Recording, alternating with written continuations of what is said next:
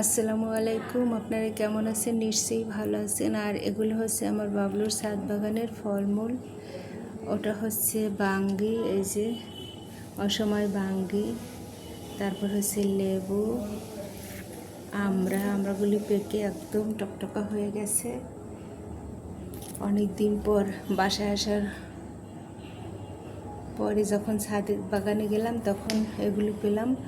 আর সফেদাগুলো একদম পাখি থেকে সাবার করে ফেলেছে, আর একদম পাখিদের অভয়ারণ্য হয়ে গেছে আমার বাবলুর বাড়ি।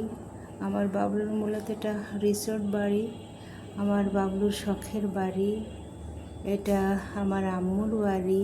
আমার আম্মু শোনা ভীষণ পছন্দ করে এই বাড়িটাকে।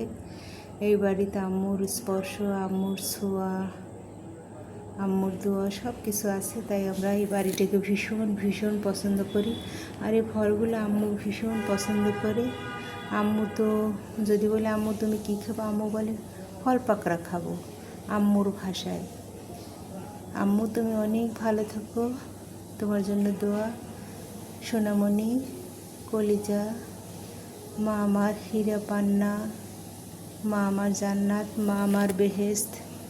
মা এগুলো খেতে ভীষণ পছন্দ করতো। আম্মু তোমাকে অনেক অনেক ভালোবাসি মা। আই লাভ ইউ মা, আই লাভ ইউ সোনামণি।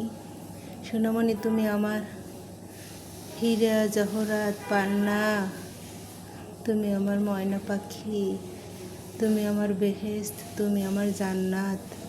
সোনা পাখি, ভালো থেকো। আল্লাহ তোমাকে অনেক অনেক ভালোবাসে। আসসালামু আলাইকুম।